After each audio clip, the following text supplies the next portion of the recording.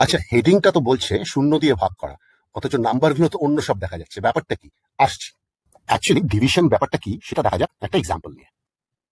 So in this example, when you are dividing 15 by 5, you are essentially continuously subtracting 5 from 15 until you have nothing else left from where you can subtract from. So in other words, আমি 15 থেকে 5কে 3বার subtract করার পর আমার হাতে আর কিছুই পড়ে নেই। সেই জন্যই 15কে 5 দিয়ে ডিভাইড করলে তার অ্যান্সার হয় 3। তো এবার শূন্য দিয়ে ভাগ করার ব্যাপারটা আসা যাক। তো 1কে শূন্য দিয়ে ভাগ করার চেষ্টা করি। তো বুঝতে তো পারছি না কি করে করব।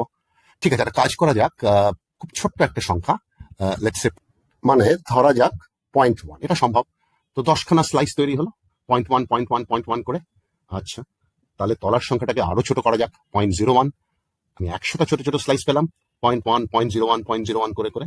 আরো ছোট 0.001, 1000খানা স্লাইস পেলাম।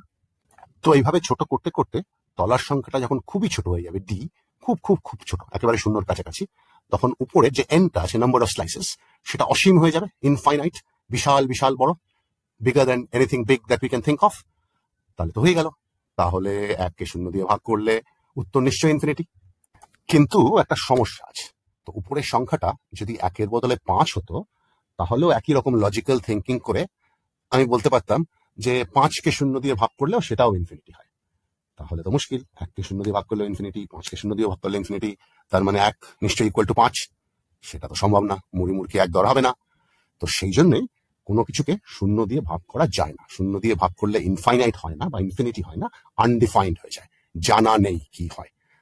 Thank you.